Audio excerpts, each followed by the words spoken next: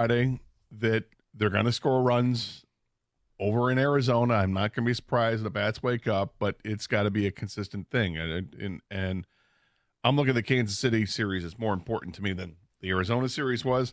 Probably is. It just, that got things going. Obviously, I'm watching the game Friday night, and they just get the hit parade going after it started off being not so much that hit parade. And it was great to see. It was great to see Colt Keith going 4 for 4 in the game. That was awesome. Mm-hmm. He needed the confidence. Javi Baez over the weekend, he showed up, and then we had another torque bomb yesterday. Good God, that was a bomb he hit yesterday. One that went way, way, way up there. Yeah, 428 to straightaway center field, basically, a little bit on the left field side. And like to see Kerry Carpenter get some good at-bats there, have extra base hits, and almost has the inside the park home run yesterday. But perfect relay. I mean, nipped by an inch at the plate. I mean, it was just so close. On a ball that, if you watch the highlight, if you haven't already, gotten the Bally's app, so you had to watch the highlight on Twitter or wherever. That ball hits up halfway up that wall. Mm-hmm. I have no idea. No idea. Can you explain to me why the line for a home run is like 18 feet above? I don't know. In straightaway center field. Like, if you want to do homage to the Green Monster at Fenway Park and do that at left field because your dimensions are coming in a little bit, I get that. Fine. But when a ball has to be hit 410 feet to straightaway center field and then has to also carry 18 feet of wall, makes no sense to me. Because there's a part where you see where perhaps the yellow line should be on the wall, which is like it's 7 or 8 feet. It should be there, and it's not. I don't know. It was just a pet peeve of mine, and I'm sure that I'm not the first one to make that observation about Arizona and how stupid that is. But nonetheless, it was a very entertaining weekend. They came close. They had tied the game, and if Carpenter had scored on that, they would have taken lead 5-4, where they ended up losing it 6-4 in the final finale yesterday. But look, it's all going to be about consistency, right? Yep. And I think two guys in particular have to be there that aren't. And that's Torkelson, and I think Colt Keith is awfully important.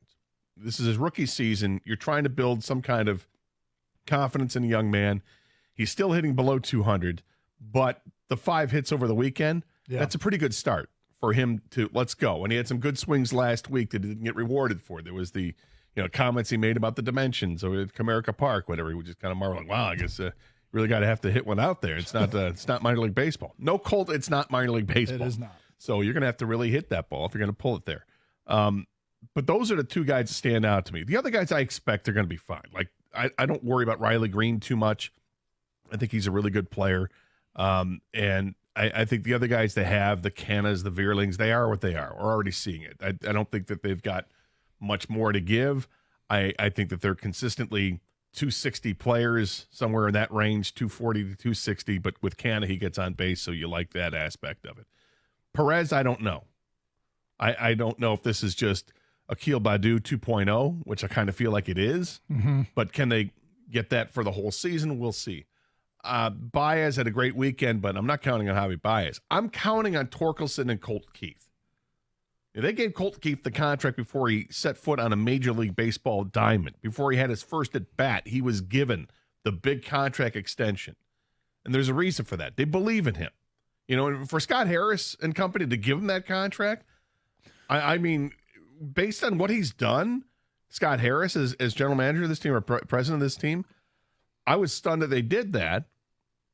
And yet here they are. That's what they've done. And, he's not one of his draft picks, but likes the guy a lot, clearly. And we know that Torkelson has more to give. And Torkelson's on pace for what he did last year. So the thing about Colt Keith, I mean, he's raised his batting average 50 points in the last 10 days. And now, given the bar was set really low.